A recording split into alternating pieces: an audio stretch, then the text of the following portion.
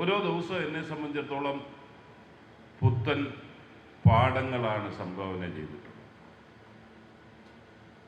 നമ്മൾ എത്തിയിരിക്കുന്ന ഒരവസ്ഥ എന്ന് പറയുന്നത്, നമ്മൾ എന്ന് പറയുമ്പോൾ നിങ്ങളും ഞാനും അടങ്ങുന്ന ഒരു ടീമാണ് ഇനി അടുത്ത 5 വർഷക്കാലം ഈ മേഖലയിൽ പ്രവർത്തിക്കുക. നമ്മൾ എത്തിയിരിക്കുന്ന ഒരവസ്ഥ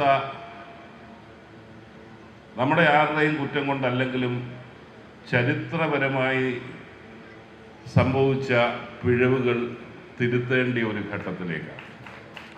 ഞാൻ ഇതിൻ്റെ ചരിത്രം പരിശോധിക്കുകയുണ്ടായി. ഇന്ത്യ രാജ്യത്ത് ഫോറസ്റ്റ് ഡിപ്പാർട്ട്മെന്റ് രൂപീകൃതമായത് 1865 സായിപ്പന്മാർ രൂപീകരിച്ച്. അതിനൊരു സവിശേഷത ഉണ്ടായിരുന്നു. അന്ന് ബ്രിട്ടനിൽ ഫോറസ്റ്റ് ഡിപ്പാർട്ട്മെന്റ് ഇല്ലായിരുന്നു. ആകെ ജർമ്മനിയിലായിരുന്നു ഒരു ഫോറസ്റ്റ് ഡിപ്പാർട്ട്മെന്റ് ഉണ്ടായിരുന്നത്. ജർമ്മനിയിൽ എന്തിനു വേണ്ടി ഫോറസ്റ്റ് ഡിപ്പാർട്ട്മെന്റ് ഉണ്ടായി എന്ന് ചോദിച്ചാൽ, അവിടെ മരങ്ങൾ ആ കാലഘട്ടത്തിൽ തണുപ്പ് കാലത്ത് അവർക്ക് കരി വേണം, ഇതിൻ്റെ തണുപ്പ് മാറ്റാൻ വേണ്ടി കരി വേണം. അങ്ങനെ മരങ്ങൾ വെച്ച് അതിൻ്റെ എസ്റ്റിമേറ്റ് എടുക്കുക, മരം മുറിക്കുന്നതനുസരിച്ച് പുതിയ മരങ്ങൾ വെക്കുക, അങ്ങനെയുള്ള ഒരു സംവിധാനത്തിന് വേണ്ടിയാണ് ഫോറസ്റ്റ് ഡിപ്പാർട്ട്മെന്റ് ജർമ്മനിയിൽ പ്രവർത്തനം ആരംഭിച്ചത്. അതുകൊണ്ടാണ് പേര് കൺസർവേറ്റർ ഓഫ് ഫോറസ്റ്റ് എന്ന് വരുന്നത്. അവരെല്ലാം ജർമ്മനി എന്നുള്ള പേരുകളാണ് ഇന്ത്യയിലേക്ക് വന്നത്. കാരണം ബ്രിട്ടനിലില്ലായിരുന്നു. Conservator of forest, range officer, ഇതെല്ലാം ജർമ്മൻ ഫോറസ്റ്റ് ഡിപ്പാർട്ട്മെന്റിന്റെ പദാവലികളാണ്. അത് വെച്ചുകൊണ്ട് ബ്രിട്ടനിലില്ലാത്ത 1865 ബ്രിട്ടീഷുകാർ കേരളത്തിൽ ഒരു ഫോറസ്റ്റ് ആക്ട്, ഫോറസ്റ്റ് ഡിപ്പാർട്ട്മെന്റ് കൊണ്ടുവന്നെങ്കിൽ അതിൻ്റെ ലക്ഷ്യം കേരളത്തിലെ ഫോറസ്റ്റിനെ സംരക്ഷിക്കുക എന്നുള്ളതല്ല. അവരെ സംബന്ധിച്ചിടത്തോളം അവർക്ക് ആവശ്യമുള്ള തടി, അതിൻ്റെ ക്രയപ്രക്രിയകൾക്ക് വേണ്ടി അതെടുക്കാൻ വേണ്ടിയുള്ള ഒരു ഡിപ്പാർട്ട്മെന്റ്. അതായിരുന്നു ആ ഡിപ്പാർട്ട്മെന്റിന്റെ ലക്ഷ്യം തന്നെ. അങ്ങനെ 1865 തുടങ്ങിയ ഡിപ്പാർട്ട്മെന്റ് 1878 ആയപ്പോൾ സായിപ്പന്മാർക്ക് മനസ്സിലായി ഇവിടെ ബാക്കിയുള്ളവരും കയറി തടി വെട്ടുന്നു. ബാക്കിയുള്ളവരും കയറി തടി വെട്ടുന്നു എന്ന് കണ്ടുകൊണ്ട് ആണ് 1878 റിസർവ് ഫോറസ്റ്റ് എന്ന പ്രഖ്യാപനം കൊണ്ടുവരുന്നത്. റിസർവ് ഫോറസ്റ്റ് വന്നു കഴിഞ്ഞാൽ പിന്നെ വേറെ ആരും സായിപ്പന്മാരല്ലാതെ വേറെ ആരും അങ്ങോട്ട് കയറി ഇത് കൈകാര്യം ചെയ്യാൻ പാടില്ല. അവരുടെ ഉദ്യോഗസ്ഥർ മാത്രമായി അത് പരിമിതപ്പെടും. അങ്ങനെ അവിടെ മുതൽ തുടങ്ങി നമ്മുടെ ആൾക്കാരെ എക്സ്ക്ലൂഡ് ചെയ്യുന്നത്. യഥാർത്ഥത്തിൽ ഫോറസ്റ്റ് ഡിപ്പാർട്ട്മെന്റ് ഇന്ന് ജനങ്ങളുടെ ശത്രുവായി നിൽക്കുമ്പോൾ അതിൻ്റെ ഉത്ഭവം പരിശോധിച്ചാൽ ബ്രിട്ടീഷുകാർ അന്ന് ഈ ലക്ഷ്യത്തോടുകൂടി ആൾക്കാരെ അകറ്റി നിർത്താൻ വേണ്ടി ആരംഭിച്ച പ്രക്രിയയാണ്. അതിനുശേഷം പരിഷ്കാരങ്ങൾ പലതും വന്നു. അങ്ങനെയാണ് പിന്നെ ഒരു ഘട്ടം കഴിഞ്ഞപ്പോഴാണ് അവര് ഈ ഗെയിം റിസർവ് എന്ന് പറഞ്ഞ പേരിലായത്. അങ്ങനെ 1800കളുടെ അവസാനം 98 എന്താണെന്ന് തോന്നുന്നു, ഏതാണ്ട് വേടന്തംഗം അല്ലേ, തമിഴ്നാട്ടിലെ ആദ്യത്തെ ഗെയിം റിസർവ് അവർ പ്രഖ്യാപിച്ചു. ഗെയിം റിസർവ് പ്രഖ്യാപിച്ച വേറെ ഒന്നുമല്ല, വന്യമൃഗങ്ങൾ കൂടുതലുള്ളിടത്ത് അവർക്ക് മാത്രം പോയി വേട്ടയാടാനും സാധാരണ മറ്റൊരാൾക്കും അതിനകത്തേക്ക് പ്രവേശനമില്ല. വെടിവെച്ചിരുന്ന മൃഗങ്ങളെ എടുത്തോണ്ട് പോകാൻ മാത്രമേ ഉണ്ടായിരുന്നുള്ളൂ ഇന്ത്യക്കാർക്ക് അവകാശം. അന്നേരം ഈ എക്സ്ക്ലൂഷൻ തുടങ്ങിയതും അവരുടേതായിട്ടുള്ള സ്വാർത്ഥ താല്പര്യങ്ങൾക്ക് വേണ്ടി തുടങ്ങി മുന്നോട്ട് വന്ന് 1952 സ്വാതന്ത്ര്യം കിട്ടിയതിനു ശേഷം ജവഹർലാൽ നെഹ്റു പ്രധാനമന്ത്രിയായപ്പോൾ ഇൻഡസ്ട്രിയലൈസേഷനാണ് പ്രാധാന്യം കൊടുത്തത്. ബ്രിട്ടീഷുകാരിൽ നിന്ന് അധികാരം നമുക്ക് വരുന്നെങ്കിലും വ്യാവസായികവൽക്കരണം ഒരു പ്രധാന അജണ്ടയായി വന്നപ്പോൾ വനവിഭവങ്ങൾ വ്യാവസായ ആവശ്യങ്ങൾക്ക് വേണ്ടി കൊടുക്കുക എന്നുള്ളതായിരുന്നു ഫോറസ്റ്റ് പോളിസി എന്ന് പറയുന്നത്. ആ പോളിസിയുമായി മുന്നോട്ട് പോയി 69 ആയപ്പോഴാണ് വന്യമൃഗങ്ങൾ നേരിടുന്ന ഭീഷണിയെക്കുറിച്ചും കടുവയുടെ എണ്ണം 1000-ൽ കുറഞ്ഞു എന്നുള്ള ഒരു ചർച്ച ഉയർന്നു വന്നതും അതിൻ്റെ അടിസ്ഥാനത്തിൽ 1972 Shrimati Indira Gandhi wild life protection act ഈ രാജ്യത്ത് നടപ്പിലാക്കി. 72 മുതലാണ് ഇതിൻ്റെ പ്രാധാന്യം നമ്മൾ തിരിച്ചറിഞ്ഞതും കൺസർവ് ചെയ്യണം എന്നുള്ളതിലേക്ക് വന്നത്. 80-ലാന്ന് തോന്നുന്നു ഫോറസ്റ്റ് കൺസർവേഷൻ ആക്ട് നിലവിൽ വന്നത്. കേവലം 4 പേജോ 5 പേജോ മാത്രമായിരുന്നു അന്ന് ഫോറസ്റ്റ് കൺസർവേഷൻ ആക്ട് എന്നത്. ഞാൻ പറഞ്ഞ ഈ ചരിത്ര പശ്ചാത്തലം നിങ്ങൾ ഓരോരുത്തരും അറിഞ്ഞിരിക്കണം എന്നുള്ളതുകൊണ്ടാണ്. ഇതേ നിലയിൽ തന്നെ കേരളത്തിൽ വന്ന ഗവൺമെന്റ്, ഒരു ഗവൺമെന്റിനെ ഞാനിപ്പോൾ കുറ്റം പറയുന്നില്ല, അതത് കാലഘട്ടത്തിൽ നല്ലതെന്ന് തോന്നിയത് ചെയ്തു. 59-ലെ ഗവൺമെന്റാണ്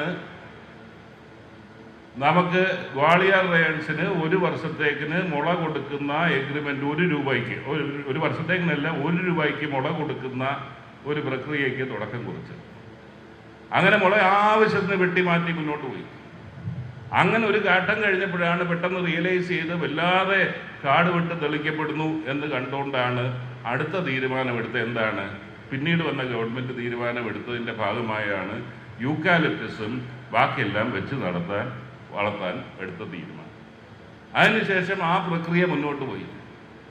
ഞാൻ പറഞ്ഞു വന്നത്, നമ്മൾ ഇന്ന് ചെയ്യാൻ ശ്രമിക്കുന്നത് എന്താണ്? അന്ന് വെച്ച യൂക്കാലിപ്റ്റസും അക്കേഷ്യയും അടക്കം എങ്ങനെ വെട്ടിമാറ്റാം, എങ്ങനെ വനത്തെ സംരക്ഷിക്കാമെന്ന് ഇന്ന് നമ്മൾ ആലോചിക്കുമ്പോൾ അതിൻ്റെ ചരിത്രമെന്ന് പറഞ്ഞാൽ അവിടുന്ന് നിൽക്കുന്നു. അതുപോലെ തന്നെ എക്സ്ക്ലൂഷൻ എന്നുള്ള ബ്രിട്ടീഷുകാരുടെ നയം പിന്നിട്ട് നമ്മൾ മുന്നോട്ട് വന്നപ്പോൾ നമ്മൾ ഇന്നും നമ്മുടെ ഈ ഡിപ്പാർട്ട്മെൻറ്റ് അങ്ങനെ ആയിരുന്നു നമ്മൾ ട്രെയിൻ ചെയ്തിരുന്നത്. ആ ഒരു രീതിയിലാണ് ഈ കാലം അത്രയും പ്രവർത്തിച്ചു. പക്ഷെ ഞാൻ ആദ്യം പറഞ്ഞതുപോലെ, ഞാൻ ഈ വകുപ്പിൻ്റെ ചുമതല എടുക്കുമ്പോൾ ഒരു പുറത്തു നിന്നുള്ള നിലയിൽ, ഒരു വ്യക്തി എന്നുള്ള നിലയിൽ ഫോറസ്റ്റ് പ്രവർത്തനത്തിൻ്റെ, ഫോറസ്റ്റ് ഓഫീസേഴ്സിൻ്റെ, ഫോറസ്റ്റ് ജീവനക്കാരുടെ അതിക്രമങ്ങളുടെ കഥ മാത്രമേ ഞാൻ കേട്ടിരുന്നുള്ളൂ. പക്ഷെ 2 മാസം പിന്നിടുമ്പോൾ എനിക്ക് പറയാൻ സാധിക്കും, അതിർത്തി കാക്കുന്ന പട്ടാളക്കാർക്ക് സമാനമായ നിലയിലേക്കാണ് കേരളത്തിൻ്റെ ഫോറസ്റ്റിൻ്റെ ജീവനക്കാരും ഉദ്യോഗസ്ഥരും പ്രവർത്തിക്കുന്നത് എന്നെനിക്ക് ബോധ്യപ്പെട്ടു. ഒട്ടനവധി പരിമിതിക്കുള്ളിൽ നിന്നുകൊണ്ട് തന്നെയാണ് പ്രവർത്തിക്കേണ്ടി വരുന്നത്.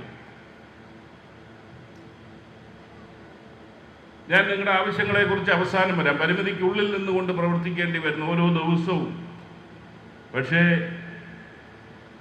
നമ്മുടെ അതിർത്തി കാക്കുന്ന പട്ടാളക്കാരുണ്ട് എന്ന് പറഞ്ഞ് നുഴഞ്ഞുകയറ്റമില്ലാതുണ്ടോ? നുഴഞ്ഞുകയറ്റമുണ്ട്, അതിക്രമങ്ങളുണ്ട്, അതെല്ലാ മേഖലയിലും സംഭവിക്കുന്നു. ഞാൻ നിയമസഭയിൽ തന്നെ പറഞ്ഞതാണ്, കേരളത്തിലെ കാസർഗോഡ് മുതൽ തിരുവനന്തപുരം വരെയുള്ള ദേശീയപാതയുടെ നീളം നോക്കിക്കഴിഞ്ഞാൽ 600 കിലോമീറ്ററാണ് നീളം. എന്നാൽ കേരളത്തിൻ്റെ വനാതിർത്തിയുടെ നീളം നോക്കിക്കഴിഞ്ഞാൽ 6000-ൽ പരം കിലോമീറ്റർ വനാതിർത്തിയും അവിടെ സ്റ്റാഫ് സ്ട്രെങ്ത് എല്ലാം കൂടെ ചേർന്ന് 4000-നകമുള്ള സ്റ്റാഫ് സ്ട്രെങ്തും, അല്ലെങ്കിൽ വാച്ചർമാരെ കൂടെ ചേർത്താൽ പോലും 6000 പേരുടെ സ്റ്റാഫ് സ്ട്രെങ്ത് ആണ് ഫോറസ്റ്റ് ഡിപ്പാർട്ട്മെന്റിനുള്ളത്. കിലോമീറ്ററിന്റെ ദൈർഘ്യത്തിൽ മാത്രമല്ല, കേരളത്തിൻ്റെ 30% വരുന്ന ഭൂമി സംരക്ഷിക്കാനുള്ള സ്റ്റാഫിൻ്റെ പരിമിതിയാണ് ഞാൻ പറഞ്ഞത്. എണ്ണമാണ് ഈ പറഞ്ഞതുപോലും. എന്നാൽ ഈ പരിമിതിയിലെല്ലാം നിന്നുകൊണ്ട് നമ്മൾ എങ്ങോട്ട് മുന്നോട്ട് പോകുന്നു എന്നുള്ളതാണ് നമ്മുടെ മുമ്പിലെ ചോദ്യം. ഗവൺമെന്റിനെ സംബന്ധിച്ചിടത്തോളം ഒരു കാര്യം വ്യക്തമായി പറയുന്നു, നമ്മുടെ പ്രഥമ ഉത്തരവാദിത്വം വനവും വന്യജീവി സംരക്ഷണവും എന്നുള്ളത് തന്നെയാണ്. പക്ഷേ അങ്ങനെ ഒരു സാഹചര്യം ഉണ്ടാകുമ്പോൾ ഒരു നല്ല അയൽക്കാരനുണ്ടെങ്കിൽ നമുക്ക് അത്രയും നല്ലതാണോ അത്രയും ദോഷമാണ്. അവിടെയാണ് എനിക്കാകെ പറയാനുള്ളത്. പലപ്പോഴും നമുക്കുണ്ടാകുന്നത്, നമ്മൾ കർഷകരുടെ ശത്രുവാണ് എന്നൊരു ചിന്ത ശരിയാണോ തെറ്റാണോ ആ വലിയ വിഭാഗം ജനങ്ങൾക്ക് ഇടയിലേക്കുണ്ട്. അവിടെയാണ് ഞാൻ പറഞ്ഞത്, ഈ മേഖലയിൽ പ്രവർത്തിക്കുന്ന പലരുമുണ്ട്, ഞാൻ അവൻ്റെ വിശദാംശങ്ങളിലേക്കൊന്നും കടക്കുന്നില്ല. പക്ഷേ എന്ന് ഫോറസ്റ്റ് ഡിപ്പാർട്ട്മെന്റും കർഷകരും സഹകരിക്കുന്ന ഒരു അന്തരീക്ഷം വരുന്നോ, ഈ 2 ഭാഗത്ത് പ്രവർത്തിക്കുന്ന കുറേ എണ്ണത്തിൻ്റെ അജണ്ട അതോടില്ലാതാവും.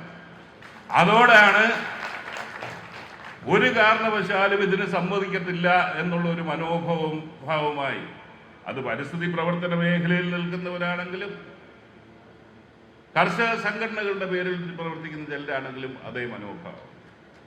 ഞാനിതിൻ്റെ ഭാഗമായി ഞാൻ പോയി ഇന്ത്യൻ വൈൽഡ് ലൈഫ് ആക്ടിൻ്റെ പിതാവെന്ന് വിശേഷിപ്പിക്കാവുന്ന MK രഞ്ജിത്ത് സിംഗ്, ആ വന്ധ്യവയോധികനെ ഞാൻ കഴിഞ്ഞ ആഴ്ച അദ്ദേഹത്തിൻ്റെ വീട്ടിൽ പോയി സന്ദർശിച്ചു.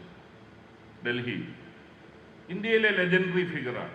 കൺസർവേഷൻ മോഡൽ ആദ്യമായി വൈൽഡ് ലൈഫ് ആക്ട് രാജ്യത്ത് നടപ്പിലാക്കിയ ഉദ്യോഗസ്ഥൻ, ഇന്ദിരാഗാന്ധി ഹാൻഡ് പിക്ക് ചെയ്ത് നടപ്പിലാക്കിയ ഉദ്യോഗസ്ഥൻ. അതിൻ്റെ ഒരു ഫോട്ടോ താഴെ ഇട്ടപ്പോൾ ചിലർ വന്ന് കമൻ്റ് ഇടുമ്പോൾ ഇയാൾ ഒരുത്തനാണ് ഈ രാജ്യത്ത് ഈ കുഴപ്പമുണ്ടാക്കിയത് എന്നുള്ള കമൻ്റ് ഇടുന്നവരെ ഞാൻ കണ്ട് സഹതപിക്കാൻ മാത്രമേ സാധിക്കത്തുള്ളൂ അവരുടെ അജ്ഞതയിൽ. കാരണം നമ്മൾ എത്തിയിരിക്കുന്ന ഘട്ടം ഏതാണ്? നമുക്ക് ഈ നേച്ചർ, ആ നേച്ചറിന്റെ ബാലൻസ് നിലനിർത്തി പോയില്ലെങ്കിൽ ആരാണ് ഭീഷണി നേരിടാൻ പോകുന്നത്? ഞാൻ ഡൽഹിയിൽ വെച്ചൊരു മാധ്യമ കൂട്ടായ്മയിൽ ഞാൻ പറഞ്ഞു, എല്ലാവരും പറയുന്നു പ്രകൃതിയെ സംരക്ഷിക്കണം, പ്രകൃതിയെ സംരക്ഷിക്കണം. ഞാൻ പറയുന്നു പ്രകൃതിക്ക് നിങ്ങളുടെ ആരുടെയും സംരക്ഷണം ആവശ്യമില്ല. പരീക്ഷണങ്ങളെ എല്ലാം അതിജീവിച്ചുകൊണ്ട് ലക്ഷക്കണക്കിന് വർഷമായി രൂപപ്പെട്ട് അത് ഇനി മുന്നോട്ട് പോകും. പക്ഷേ സംരക്ഷണം ആവശ്യമുള്ളത് മനുഷ്യരാശിക്കാണ്. മനുഷ്യരാശി നാളെ ഉണ്ടാകണമെങ്കിൽ നമ്മൾ ചെയ്യേണ്ട കാര്യങ്ങൾ നമ്മൾ ചെയ്യണം. പ്രകൃതിയെ എത്രത്തോളം നമുക്ക് കടന്നാക്രമിക്കാമെന്നുള്ളതിനെ കുറിച്ച് നമുക്ക് ബോധ്യമുണ്ടാകണം. അത് കുട്ടികളെ അടക്കം, അടുത്ത തലമുറയെ അടക്കം ബോധവൽക്കരിച്ച് മുന്നോട്ട് പോകണം. ഇതാണ് എൻ്റെ നിലപാട്. ആ നിലപാട് വരുമ്പോൾ ഒരു മാധ്യമം ഒന്ന് ആദ്യം കൊടുത്ത് മന്ത്രിയുടെ വിചിത്രവാദം, പ്രകൃതിക്ക് സംരക്ഷണം ആവശ്യമില്ല. അടുത്തത് കൊടുത്ത് കയറി നിങ്ങൾ എന്തോ ചെയ്തോ എന്ന് മന്ത്രി പറഞ്ഞു. ഇതാണ് അതിനൊന്നും മറുപടി ഞാൻ അർഹിക്കുന്നില്ല. പക്ഷെ ഞാൻ പറഞ്ഞതിലെല്ലാം ഉണ്ട്. പക്ഷെ അങ്ങനെ ഈ പറഞ്ഞതുപോലെ നമ്മളെ സംബന്ധിച്ചിടത്തോളം ധാർമ്മികമായ ഉത്തരവാദിത്വം നമുക്കുണ്ട്. നമ്മൾ വീട്ടിൽ നമ്മൾ വളർത്തുന്ന ഒരു പട്ടി അയൽവക്കത്തെ വീട്ടിൽ പോയി അവിടുത്തെ ഒരു കുഞ്ഞിനെ, ഒരു വ്യക്തിയെ കടിച്ചു കഴിഞ്ഞാൽ കേസാകത്തില്ലയോ പട്ടിയുടെ ഉടമയ്ക്ക്? ധാർമ്മികമായി നമ്മളെ സംബന്ധിച്ചിടത്തോളം നമ്മൾ സംരക്ഷിക്കേണ്ട വനവും വന്യമൃഗങ്ങളും പുറത്തു വന്ന് അങ്ങനെ ആക്രമണം ഉണ്ടാകുമ്പോൾ ധാർമ്മികമായ ഒരു ഉത്തരവാദിത്വം നമുക്കുണ്ട്, ഇല്ലെന്ന് നിഷേധിക്കാനൊക്കത്തില്ല. നിങ്ങളുടെ പരിമിതിയിൽ നിന്നുകൊണ്ട് പരിഹാരം നമുക്ക് കാണാം. അന്നേരം ഇതൊരു ഭാഗത്ത് അവിടെ അങ്ങനെ പരാമർശം നടന്നു. എനിക്ക് ഏറ്റവും വേദന തോന്നിയത്, നിങ്ങളിലൊരാൾ പെരിയാറിനുള്ളിൽ തമിഴ്നാട്ടിലെ വനാതിർത്തിയിൽ വെച്ച് ആനയുടെ ആക്രമണത്തിൽ പരിക്കേറ്റ് തിരുവനന്തപുരം ആശുപത്രിയിൽ കിംസിൽ വന്ന് ഞാൻ സന്ദർശിക്കാൻ പോയി ഞാൻ ഫോട്ടോ ഇട്ടു. ICUവിൽ ഇരുന്ന് ഡോക്ടർമാരുമായി, എൻ്റെ പുറത്തിരുന്ന് ഡോക്ടർമാരുമായിട്ട് സംസാരിക്കുന്ന ഫോട്ടോ ഇട്ട് അതിൻ്റെ താഴെ വന്ന് ചില മനോരോഗികൾ നടത്തിയ കമൻറ്റ് ഞാൻ കണ്ടു. അതും ഞാൻ പറഞ്ഞതുപോലെ അങ്ങേയറ്റം വേദന തോന്നിയ കമൻറ്റുകളാണ്. ഫോറസ്റ്റ് ഉദ്യോഗസ്ഥരെ, ഫോറസ്റ്റ് ജീവനക്കാരെ അല്ലെങ്കിൽ ആ നിലയിലേക്ക് അധിക്ഷേപിക്കുന്ന കമൻറ്റുകൾ. ഒരു ഭാഗത്ത് പ്രകൃതി ഈ പറഞ്ഞതുപോലെ MK രഞ്ജിത് സിംഗിനെ കാണുമ്പോൾ അതിന് കുഴപ്പം. ഒരു ഫോറസ്റ്റ് ഉദ്യോഗസ്ഥർ, എൻ്റെ ഡിപ്പാർട്ട്മെൻറ്റിലെ ഒരു ജീവനക്കാരനും ആനയുടെ ആക്രമണത്തിൽ പരിക്കേൽക്കുമ്പോൾ അവിടെ സന്ദർശിച്ചാൽ അതാണ് ഞാൻ പറഞ്ഞ ഒരു ഭാഗത്തെ അജണ്ട. മറുഭാഗത്ത് അതുപോലെ തന്നെ പറയട്ടെ, ചിലര്, ഞാനൊന്നും വിശദാംശങ്ങളിലേക്ക് കടക്കുന്നില്ല, നമ്മളിപ്പോൾ ഒരു തീരുമാനമെടുത്തു, നിലവിലെ നിയമത്തിനുള്ളിൽ നിന്ന് തന്നെ കാട്ടുപന്നികളെ കൊന്ന് അല്ലെങ്കിൽ കർഷകർക്ക് വനം വിട്ട് വരുന്ന പ്രദേശത്ത് നിലവിലുള്ള നിയമം അനുസരിച്ച് മുന്നോട്ട് പോകാൻ തീരുമാനിച്ചു. ഒരു സ്പെഷ്യൽ ഡ്രൈവ് ആയിട്ട് ഇതിൻ്റെ വാർത്ത വന്നപ്പോൾ ഞാൻ സോഷ്യൽ മീഡിയയിൽ കണ്ട് പന്നിയുടെ തലയും എൻ്റെ മുഖവും കൂടെ വെച്ചുകൊണ്ട് ചില പോസ്റ്റ് ഇങ്ങനെ വരുന്നു. എൻ്റെ അടുത്ത് പലരും പറഞ്ഞ് കേസ് കൊടുക്കണം. ഞാൻ പറഞ്ഞു ഇവനൊക്കെ കേസ് കൊടുക്കുക, ഇതിനൊക്കെ മറുപടി പറയാൻ പോയി, നമുക്ക് വേറെ ജോലി. കാരണം ആ ഇടുന്ന പന്നി സ്നേഹം അല്ലെങ്കിൽ മൃഗസ്നേഹിയായ വ്യക്തിയുടെ മനസ്സിൽ പന്നി ഏറ്റവും വലിയ നികൃഷ്ട ജീവിയായി അയാൾ കാണുന്നുണ്ടാണല്ലോ ആ പന്നിയുടെ തലയെ എൻ്റെ മുഖവും കൂടെ വെച്ച് പടമിറക്കിയത്. അവരുടെ മനോഭാവം അതാണ് ഞാൻ പറഞ്ഞത്. ഈ സഹകരണം ഉണ്ടായിക്കഴിഞ്ഞാൽ കർഷകരും ഫോറസ്റ്റ് ഡിപ്പാർട്ട്മെന്റും തമ്മിൽ സഹകരിച്ച് നല്ല അയൽക്കാരായി മുന്നോട്ട് പോയി കഴിഞ്ഞാൽ ഇവന്റെ ഒക്കെ അജണ്ട തീരും. സംശയിക്കേണ്ടിയിരിക്കുന്നു ചിലർക്കെങ്കിലും, എല്ലാവരും അല്ല. ഞാൻ പരിസ്ഥിതി പ്രവർത്തകരുമായി ചർച്ച നടത്തി, വളരെ ക്രിയാത്മകമായ നിർദ്ദേശങ്ങൾ വന്നു. ആ നിർദ്ദേശങ്ങളെല്ലാം പരിഗണിച്ച് തന്നെ മുന്നോട്ട് പോകും. പക്ഷേ ചിലരെങ്കിലും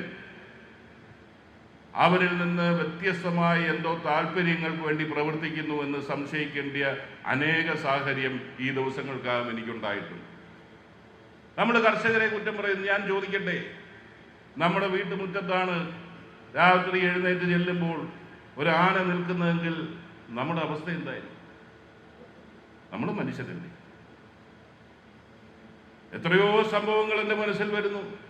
ചിന്നക്കനാലിൽ പോയി ആരാണ് ഉത്തരവാദി എന്ന് ചോദിച്ചാൽ മാറി മാറി വരുന്ന ഗവൺമെന്റുകൾ സ്വീകരിച്ചിട്ടുള്ള പല നിലപാടുകളാണ് ഇന്നുവരെ ഇതിലേക്ക് കൊണ്ടെത്തിച്ചത്. ഞാൻ ചുമതല ഏറ്റെടുത്തതിന് ശേഷം ആദ്യത്തെ മരണം സംഭവിച്ചത് മേപ്പാടിയിലാണ്. ചൂരൽമല മണ്ണിടിച്ചതിന് ശേഷം മേപ്പാടി അല്ലെങ്കിൽ അവിടുന്ന് നിലമ്പൂരുമായി കണക്ട് ചെയ്യുന്ന ആനത്താര അതിന് ഡാമേജ് ഉണ്ടായി, നഷ്ടപ്പെട്ടു എന്ന റിപ്പോർട്ട് ഗവൺമെന്റ് ഉണ്ടായിരുന്നു. ഫോറസ്റ്റ് ഡിപ്പാർട്ട്മെന്റ് തന്നെ റിപ്പോർട്ട് ഗവൺമെന്റ് കൊടുത്തു. അതിന്റെ റെസ്റ്റോറേഷൻ വേണമെന്നുള്ള ഡിമാൻഡ് നമ്മൾ കൊടുത്തു. അന്നേരം ആ ആനത്താര നഷ്ടപ്പെടുമ്പോൾ മേപ്പാടി അടക്കമുള്ള പ്രദേശങ്ങളിൽ ആനയുടെ സാന്നിധ്യം ഉണ്ടാകുമെന്നുള്ളത് ഏവർക്കും അറിയാവുന്ന കാര്യമായിരുന്നു. എന്നിട്ട് പോലും നിർഭാഗ്യകരമായ ഒരു മരണം സംഭവിച്ചു. പഴിയെല്ലാം ഏറ്റെടുക്കുന്നത് ഫോറസ്റ്റ് ഡിപ്പാർട്ട്മെന്റാണ്. പക്ഷേ ഞാൻ പറയുന്നു, ഫോറസ്റ്റ് ഡിപ്പാർട്ട്മെന്റ് മാത്രമാണോ ആ പോയ ദേശീയപാത അല്ലെങ്കിൽ PWD റോഡിന്റെ അവിടുത്തെ വിസ്ത ക്ലിയർ ചെയ്തിരുന്നെങ്കിൽ ആ ക്ലിയറൻസ് അതൊക്കെ അവിടെ തീരുമാനിച്ചതാണ്. PWD റോഡുകൾ അടക്കം ഗ്രാമീണ റോഡുകളിൽ അടക്കമുള്ള വിസ്ത ക്ലിയറൻസ് എല്ലാം എല്ലാവരും സഹകരിച്ച് ചെയ്യേണ്ടതാണ്. അങ്ങനെ ചെയ്തിരുന്നെങ്കിൽ ആ മരണം ഒഴിവാക്കാമായിരുന്നു. ബൈക്ക് ഓടിച്ച് ആനയിലേക്ക് ചെന്ന് കയറിയത്. അതിൽ രണ്ടാമത്തെ മരണം അതിരപ്പള്ളിയിൽ നടന്നു. ഞാൻ അവിടെ ചെന്നു. അവിടെ 2021 ആദ്യത്തെ മരണം സംഭവിക്കുന്നത്. യാദൃശ്യമായി വന്നതാണ്. അതിനുശേഷം ഇപ്പോൾ വ്യാപകമായ ആനയുടെ സാന്നിധ്യം. എന്താണ് കാരണം? പൈനാപ്പിൾ കൃഷി തുടങ്ങി. പ്ലാന്റേഷൻ കോർപ്പറേഷൻ പൈനാപ്പിൾ കൃഷി തുടങ്ങി. പൈനാപ്പിൾ കൃഷി മേഖലയിലേക്ക് വരുന്നത് ചെറുകിട കർഷകരല്ല, വൻകിടക്കാരാണ് വരുന്നത്. അവർ പൈനാപ്പിൾ കൃഷി ചെയ്യുന്ന സ്ഥലമൊക്കെ വളരെ ഫലപ്രദമായി ഒരാൾക്ക് ഒരാനയ്ക്കും കയറാൻ പറ്റാത്ത നിലയിലേക്ക് ബന്ദോസ് ചെയ്തു. ആനയ്ക്ക് പുഴയിൽ വന്ന് വെള്ളം കുടിക്കാനുള്ള എല്ലാ വഴികളും അടച്ചു. ആന ഏതെങ്കിലും വഴി അന്വേഷിക്കുന്നില്ല. ആന അന്വേഷിച്ച് കണ്ടെത്തിയ വഴി എന്ന് പറയുന്നത് ജനവാസ മേഖലയിലാണ്. എത്രയോ കാലമായിട്ട് അവിടെ നിൽക്കുന്നു. നമ്മൾ കുതിരാൻ തുരങ്കം കേരളത്തിന്റെ ഏറ്റവും വലിയ നേട്ടമായി നമ്മൾ പറയുന്നു. ആ കുതിരാൻ തുരങ്കം പണിതപ്പോൾ അവിടെ റെയിൽ ഫെൻസ് ഇട്ട് ബ്ലോക്ക് ചെയ്തില്ലെങ്കിൽ ആന അപ്പുറത്തേക്ക് പോകും എന്നുള്ളത് ചർച്ചയായതായിരുന്നു. പക്ഷെ ഏതോ കാരണത്താൽ അവസാനം റെയിൽ ഫെൻസ് ഇടണ്ടാൻ തീരുമാനിച്ചു. ഇപ്പൊ എന്ത് സംഭവിച്ചു?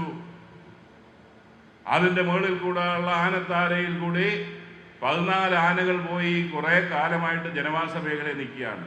ഇപ്പൊ ഒരു കാര്യം കൂടെ ഗവൺമെന്റ് ചെയ്ത് ആന അപ്പുറത്ത് ഇറങ്ങി കഴിഞ്ഞപ്പോൾ അവിടെയൊക്കെ സോളാർ ഫെൻസ് വിട്ടു കൊടുത്തിട്ടുണ്ട്. ഒരു കാരണവശാലും ആനയ്ക്ക് തിരിച്ചു വരാനൊക്കെ. ഇനിയിപ്പം അതിരപ്പള്ളിയിലെ സ്പെഷ്യൽ ഡ്രൈവ് കഴിഞ്ഞാൽ നേരെ ചേലക്കരയിൽ സ്പെഷ്യൽ ഡ്രൈവിന് വേണ്ടി ഉദ്ദേശിക്കുന്നു. പക്ഷെ ആദ്യം നിലവിലിട്ട സോളാർ ഫെൻസ് താഴെ ഇറക്കി. ഞാൻ മാത്രമല്ല, ആനയ്ക്ക് തിരിച്ചു പോകാനൊക്കെ തുടങ്ങി. അതാത് സമയങ്ങളിൽ ചെയ്യുന്ന പ്രശ്നങ്ങൾ നമ്മളെ ഏറെ ബുദ്ധിമുട്ടിലാക്കിയിട്ടുണ്ട്. ഞാൻ പറഞ്ഞു വരുന്നത്, കർഷകര് അവരൊരു പക്ഷേ അവർ രോഷാകുലരാകും. നിങ്ങൾ ആലോചിക്കണം, അവൻ്റെ എല്ലാ സമ്പാദ്യവും, കർഷകരെ സംബന്ധിച്ചിടത്തോളം അവൻ്റെ എല്ലാ സമ്പാദ്യവും അത് ഉപയോഗിച്ചുകൊണ്ട് കൃഷി ഇറക്കുന്നു. ഒരു രാത്രി കഴിയുമ്പോൾ ഇതെല്ലാം ഇല്ലാതാകും. നമ്മൾ അതിനോടൊരു സെൻസിറ്റിവിറ്റി ഉണ്ടാണ്. ഞാൻ മേലുദ്യോഗസ്ഥർക്കെല്ലാം ആദ്യം അവരെ അഭിസംബോധന ചെയ്തപ്പോൾ ആകെ ആവശ്യപ്പെട്ട ഒരു കാര്യമാണ് അവരുടെ വിഷയങ്ങളോടുള്ള ഒരു സെൻസിറ്റീവായി നമ്മുടെ ഡിപ്പാർട്ട്മെന്റ് പ്രവർത്തിക്കുന്നു എന്നുള്ളത്. ആ സെൻസിറ്റിവിറ്റി ഉണ്ടായിക്കഴിഞ്ഞാൽ ഇന്നത്തെ അന്തരീക്ഷം മാറും. അതാണ് കേരളമാണ്. നമ്മൾ മാത്രം വിചാരിച്ചാൽ നമ്മളിപ്പോൾ എത്രയോ, എനിക്ക് കിട്ടിയേക്കുന്ന കണക്ക് വെച്ച് 2700 കിലോമീറ്റർ സോളാർ ഫെൻസ് ഇട്ടിട്ടുണ്ട്. ഈ 2700 കിലോമീറ്ററിന്റെ മെയിൻ്റനൻസ് ഫോറസ്റ്റിന്റെ വാച്ചർമാർ വിചാരിച്ചാൽ നടക്കുമെന്ന് ആരെങ്കിലും വിചാരിക്കുന്നുണ്ടെങ്കിൽ ഞാൻ ആ വിചാരിക്കുന്ന കൂട്ടത്തിലല്ല.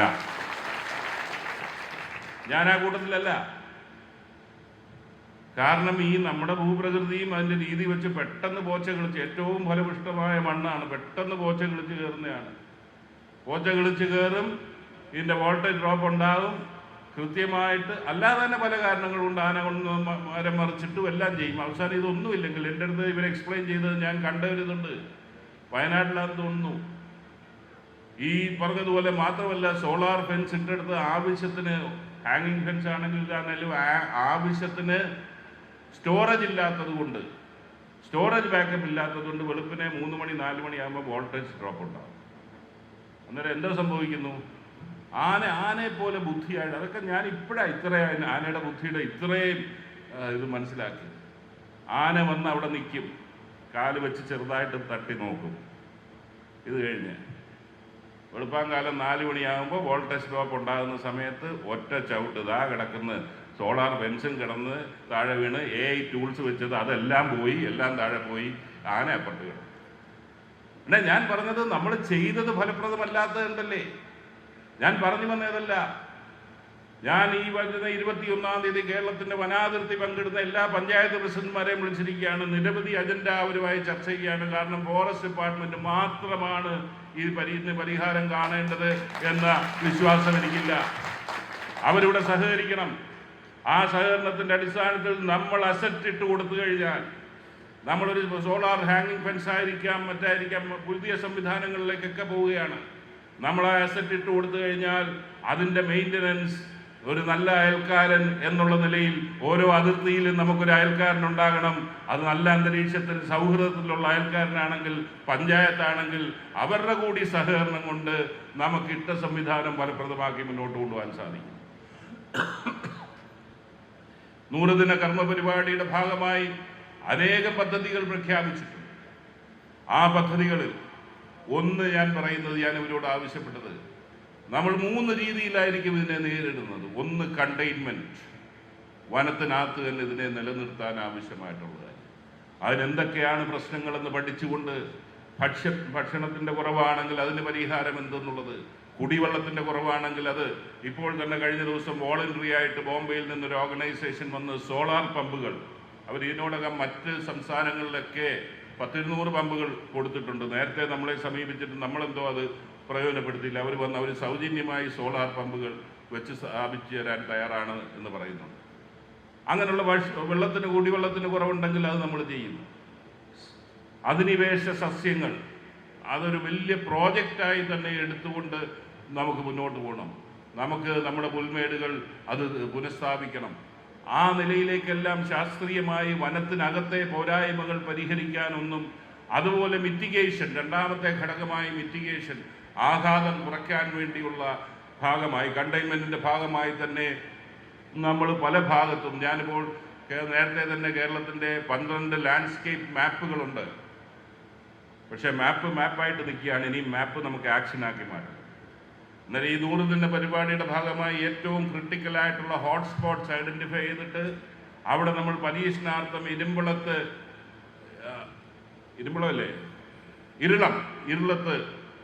വയനാട് ഇരുളത്ത് നമ്മൾ നടപ്പിലാക്കിയ എലിഫൻസ് എന്നൊരു മോഡൽ ഞാൻ കണ്ട് എനിക്ക് വളരെ ഇഷ്ടപ്പെട്ടു. 3 ലെയർ ആയിട്ടുള്ളതാണ്.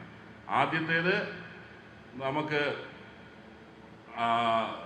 AI ടൂൾസ് ഉപയോഗിച്ചുകൊണ്ട് ശബ്ദവും വെളിച്ചവും വെച്ചുള്ള ഇത് പ്രതിരോധ സംവിധാനം. രണ്ടാമത് സോളാർ ഹാങ്ങിങ് ഫെൻസ് എന്നുള്ള ഒരു സംവിധാനം. മൂന്നാമത് 12 അടി ഉയരത്തിലുള്ള, അത് ഞാൻ 10 അടിയാക്കാൻ, ചെലവ് കൂടുതലായതുകൊണ്ട് 10 അടിയാക്കാൻ ഞാൻ പറഞ്ഞിരിക്കുകയാണ്. മൂന്നാമതൊരു സംവിധാനം. അവിടെ ഞാൻ പക്ഷേ റിയൽ ടൈം വീഡിയോ കണ്ട് ആന വന്ന് അവിടത്തേക്ക് സമീപിച്ച് കടന്നു പോകാൻ ശ്രമിച്ചിട്ട് അന്ന് തിരിച്ചു പോയതാ, പിന്നെ ആ മേഖലയിലേക്ക് വന്നിട്ടില്ല എന്നൊരു വീഡിയോയിൽ റിപ്പോർട്ടുമാണ് എനിക്ക് കിട്ടിയത്. അത് ഏറ്റവും ക്രിട്ടിക്കലായിട്ടുള്ള, കേരളത്തിൻ്റെ ഈ 12 ലാൻഡ്സ്കേപ്പിൽ ഏറ്റവും ക്രിട്ടിക്കൽ ആയിട്ടുള്ള ഹോട്ട്സ്പോട്ട്സിൽ നമ്മളത് നടപ്പിലാക്കും. എന്താണേലും നിങ്ങൾ ബുദ്ധിപൂർവ്വം നമ്മുടെ കേരളത്തിൻ്റെ മുഖ്യമന്ത്രി ആദ്യം പങ്കെടുപ്പിച്ചു. കാരണം അല്ലെങ്കിൽ എനിക്ക് പോയി ഇത് ബോധ്യപ്പെടുത്താൻ കുറച്ചുകൂടെ പാടുപെട്ടേനെ. ഇപ്പം അദ്ദേഹത്തിന് നേരിട്ട് ബോധ്യമുള്ളത് കൊണ്ടും അദ്ദേഹം ഈ കാര്യങ്ങൾ വൈകാരികമായി തന്നെ എടുക്കുന്നത് കൊണ്ടും എനിക്കൊരു സന്തോഷമുണ്ട്. ചരിത്രത്തിൽ ആദ്യമായി 192 കോടി രൂപ ഈ ബഡ്ജറ്റിൽ ഈ ഇതിന് നേരിടാൻ തന്നിരിക്കുന്നു. അത് നമ്മൾ വെറുതെ അല്ല, ഇതിൻ്റെ എല്ലാം ഭാഗമായി ചെലവാക്കും. നിങ്ങളുടെ നിരവധിയായ ആവശ്യങ്ങൾ ഇവിടെ പരാമർശിച്ചു. അതിലേറ്റവും പ്രധാനപ്പെട്ട 2 ആവശ്യങ്ങൾ ഉന്നയിച്ചത് മുഖ്യമന്ത്രിയുടെ മുമ്പാകെയാണ്. മുഖ്യമന്ത്രി ഒരു ധനകാര്യമന്ത്രിയുടെ ആയതുകൊണ്ട് ഞാൻ പറഞ്ഞത് നിങ്ങൾ ബുദ്ധിപരമായി അത് ചെയ്തു. അദ്ദേഹം ഇവിടെ ഉറപ്പ് നൽകി കഴിഞ്ഞാൽ പിന്നെ മറ്റ് തടസ്സങ്ങളൊന്നും ഉണ്ടാകില്ല. അത് ഓഫ് ലഭിക്കുന്നതുമായി ബന്ധപ്പെട്ട ഫയൽ എൻ്റെ മുമ്പിൽ കഴിഞ്ഞ ദിവസം വന്ന് ഞാൻ ചർച്ചയ്ക്ക് വെച്ചിരിക്കുകയാണ്.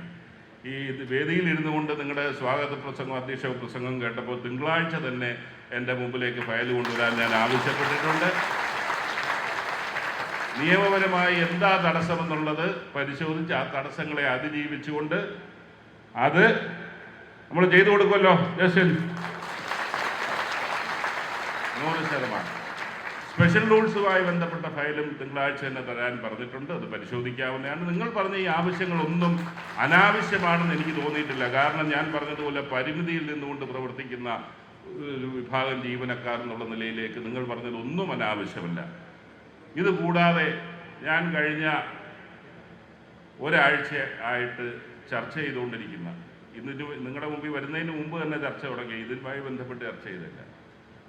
ഞാൻ കണ്ടിട്ടുണ്ട് വനാതിർത്തിയിൽ പങ്കെടുക്കുന്നവർ സഞ്ചരിക്കുന്നത്, നടന്ന് ഉൾക്കാടുകളിലേക്ക് പോയി തിരിച്ചു വരുന്നത്. നമ്മുടെ തിരുവനന്തപുരത്തെ ആ ചെറുപ്പക്കാരന് പറ്റിയ അപകടം പോലെ അതിന് സമാനമായ സാഹചര്യം. എന്താണേലും എത്ര എണ്ണം പറ്റും എന്നെനിക്കറിയില്ല. ഒരു മോഡ് ഓഫ് ട്രാൻസ്പോർട്ട് മാറ്റിയിട്ട് ഓൾ ടെറൈൻ വെഹിക്കിൾസ് എന്നുള്ള ATV ജീവനക്കാർക്ക് നൽകി മോഡേണൈസേഷൻ്റെ ഫസ്റ്റ് സ്റ്റെപ്പായിട്ട് ചെയ്തതാണ്. വർഷങ്ങൾക്ക് മുമ്പ് 1-2 പെരിയാറിൽ വാങ്ങിച്ച് അതവിടെ കിടപ്പുണ്ട്. അതല്ല, 2 പേർക്ക് സഞ്ചരിക്കാവുന്നതും 5 പേർക്ക് സഞ്ചരിക്കാവുന്നതും അടക്കമുള്ള ATVs എങ്ങനെ സോഴ്സ് ചെയ്യാനൊക്കെ എന്നുള്ള നിർദ്ദേശം ഞാൻ കൊടുത്തിട്ടുണ്ട്. ഈ കഴിഞ്ഞ ദിവസവും ഞാൻ പറഞ്ഞു, ഇപ്പോൾ ലഭിക്കുന്ന ഫണ്ടിൽ നിന്ന് കൈ കെട്ടിയിട്ടുകൊണ്ട്, ഉദ്യോഗസ്ഥരുടെ കൈ കെട്ടിയിട്ടുകൊണ്ട് ചുള്ളിക്കമ്പും കൈ അല്ലെങ്കിൽ കൈ കൊടുത്തിട്ട് പോയി ആനയെ ഓടിക്കണമെന്ന് പറഞ്ഞാൽ അത് നടക്കത്തില്ല. അതിനാവശ്യമായിട്ടുള്ള മോഡേണൈസേഷൻ ഈ ഡിപ്പാർട്ട്മെൻറ്റിന് ആവശ്യമുണ്ട്. ആ മോഡേണൈസേഷൻ ആവശ്യമുള്ള പ്രപ്പോസൽ നൽകാൻ പറഞ്ഞിട്ടുണ്ട്. ഈ വർഷത്തെ 192 കോടിയിൽ നിന്ന് തന്നെ മോഡേണൈസേഷനിലൂടെ ഇതിൻ്റെ ഭാഗമായി നിങ്ങൾ ഫലപ്രദമായി ഇഫക്റ്റീവായി നിങ്ങളുടെ കഠിനാധ്വാനം ഇഫക്റ്റീവ് ആക്കുന്ന നിലയിലേക്കുള്ള ഒരു സംവിധാനവുമായി നമ്മൾ മുന്നോട്ട് പോകുന്നതാണ്. ബാക്കി നിരവധി വിഷയങ്ങൾ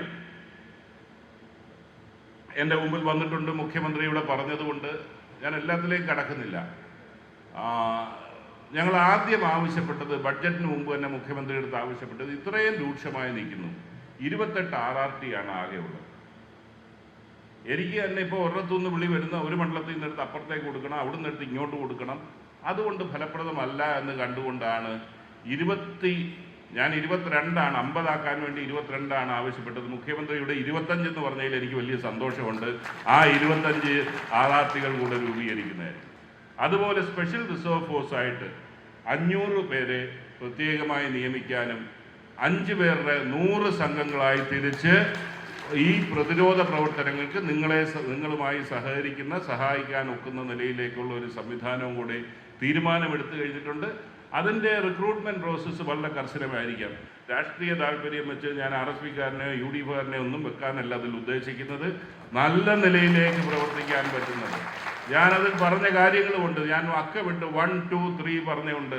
ഒന്ന്, കാടിനെ കുറിച്ച് ഏറ്റവും അറിവുള്ളത് ആദിവാസികളാണ്. അവരുടെ ചെറുപ്പക്കാർ അതിന് പ്രാപ്തരായിട്ടുണ്ടെങ്കിൽ അവരെ പരിഗണിക്കുക.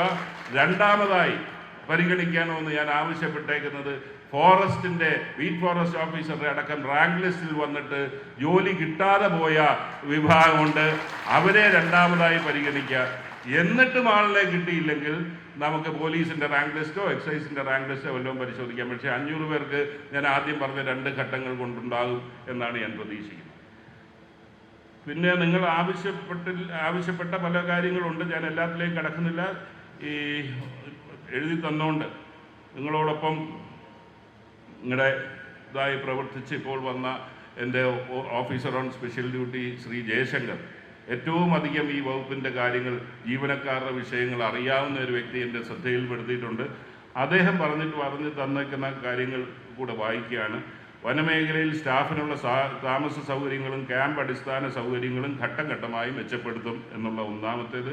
റിസ്ക് അലവൻസ്, സ്പെഷ്യൽ അലവൻസ് തുടങ്ങിയ വിഷയങ്ങൾ ജീവനക്കാരുടെ പ്രതിനിധികളുമായി ചർച്ച ചെയ്ത് അതിനുള്ള പരിഹാരം കാണും. ഡ്യൂട്ടിക്കിടെ പരിക്കേൽക്കുന്ന ജീവൻ നഷ്ടപ്പെടുകയോ ചെയ്യുന്ന ജീവനക്കാരുടെ കുടുംബങ്ങൾക്ക് ലഭിക്കുന്ന ആനുകൂല്യങ്ങൾ എങ്ങനെ കൂടുതലായി വർദ്ധിപ്പിച്ച് നൽകാമെന്നുള്ളത് നമുക്ക് പരിഗണിക്കാവുന്നതാണ്. സമയബന്ധിതമായി സ്ഥാനക്കയറ്റം, ഒഴിവുകൾ നികത്തൽ, പരിശീലന അവസരം എന്നിവയ്ക്ക് മുൻഗണന നൽകും.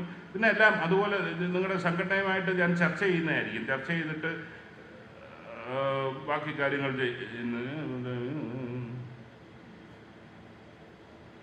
പിന്നെ കേരള പോലീസിൻ്റെ മാതൃകയിൽ വനം പ്രൊട്ടക്റ്റീവ് സ്റ്റാഫിനും ക്യാൻറ്റീൻ സൗകര്യം ലഭ്യമാക്കുന്നതിനുള്ള സാധ്യതകൾ സർക്കാർ അടിയന്തരമായി പരിശോധിക്കുന്നതായിരിക്കും എന്നുള്ളത് പറയുന്നുണ്ട്. നിലവിൽ മറയൂർ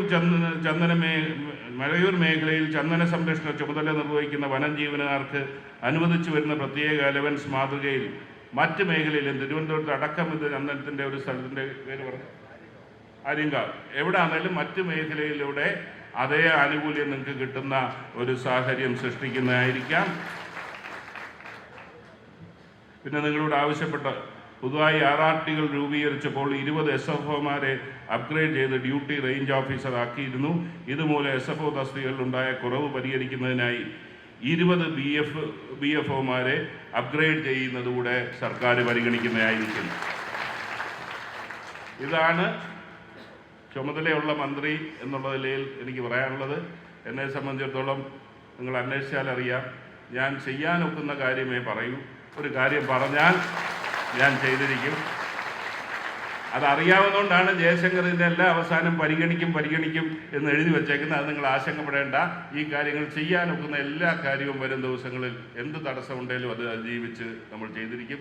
എനിക്ക് ആകെ ഒന്നുകൂടെ അഭ്യർത്ഥിക്കാനുള്ളത്, നമ്മുടെ ചിലരുടെയെങ്കിലും മനോഭാവത്തിൽ ഒരു മാറ്റം വരുത്തേണ്ടതുണ്ട്. ഒരു വ്യക്തിപരമായ ഒരാളെ പറയുന്നില്ല. എല്ലാ സേനയിലും കുഴപ്പക്കാർ കാണും, എല്ലാ സർക്കാർ ഇതിലും കുഴപ്പക്കാർ കാണും. അത് പോലീസിൽ എന്താ മോശക്കാരില്ലേ, അല്ലെങ്കിൽ ബാക്കി ഡിപ്പാർട്ട്മെൻറ്റ് മോശക്കാരില്ലേ?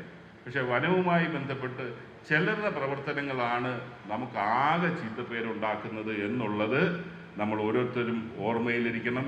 നമ്മൾ മൃഗങ്ങളെ സംരക്ഷിക്കുന്ന, വനം സംരക്ഷിക്കുന്നവരാകുമ്പോൾ നമ്മൾ മനുഷ്യത്വമില്ലാത്തവരാണ് എന്നുള്ളൊരു തോന്നൽ വരാതെ, ഞാൻ ആദ്യം പോലെ പറയുന്നത് പോലെ നമ്മളെ ഒരു സോഫ്റ്റ് കർഷകൻ്റെ പ്രശ്നങ്ങളോടുള്ള അനുഭാവം പ്രകടിപ്പിക്കുന്ന ഒരു വിഭാഗം എന്നൊരു മനോഭാവം നമുക്കുണ്ടാകണം എന്ന് പറഞ്ഞുകൊണ്ട് വനത്തിനകത്തേക്ക് ഒരാളെയും കയറ്റി വിടണമെന്ന് ഞാൻ പറയില്ല. ഒരു അതിക്രമവും വനത്തിൻ്റെ ഭാഗത്തേക്ക് വരാൻ പാടില്ല. അതിനപ്പുറത്തേക്കുള്ള അവരുടെ നിരവധിയായ വിഷയങ്ങൾ നമ്മുടെ ശ്രദ്ധയിൽപ്പെട്ടിട്ടുണ്ട്. അവർക്ക് NOC കൊടുക്കാൻ ഒരു ആവശ്യം വന്ന്, അല്ലെങ്കിൽ ഒരു മകളെ കെട്ടിക്കണം, മറ്റൊരാവശ്യത്തിന് ഒരു പറമ്പ് വിൽക്കണമെങ്കിൽ ഒരു NOC കൊടുത്തിട്ട് അതിന് വർഷങ്ങൾ കാത്തുനിൽക്കുന്ന ഒരു അവസ്ഥയൊക്കെയാണ് നമുക്കെതിരെ വികാരം ഉണ്ടാകുന്നത്. വരും ദിവസങ്ങളിൽ തന്നെ NOC അടക്കമുള്ള സേവനങ്ങളുടെ കാര്യങ്ങളിൽ ഓൺലൈനായി അപേക്ഷ സ്വീകരിക്കുന്ന ഒരു നിലപാടിലേക്ക് ഗവൺമെൻറ് നിർദ്ദേശം കൊടുക്കാൻ പോവുകയാണ്. അങ്ങനെയുള്ള വിഷയങ്ങൾ പരിഹരിക്കുന്നതിനോടൊപ്പം തന്നെ നമ്മളിൽ നിന്നുള്ള അവരോടുള്ള അവരുടെ പ്രയാസങ്ങൾ മനസ്സിലാക്കുന്ന ഒരു അനുകമ്പയോടുകൂടിയുള്ള ഒരു സമീപനം നിങ്ങളുടെ ഭാഗത്തു നിന്നുണ്ടാകണം. ബാക്കി നിങ്ങളുടെ എല്ലാ കാര്യങ്ങൾക്കും മുൻപന്തിയിൽ ഞാൻ ഉണ്ടാകും എന്ന് മാത്രം പറഞ്ഞുകൊണ്ട് ഈ പ്രതിനിധി സമ്മേളനം ഔപചാരികമായി ഉദ്ഘാടനം ചെയ്ത് അറിയിച്ചുകൊണ്ട് നിർത്തുന്നു. നന്ദി, നമസ്കാരം.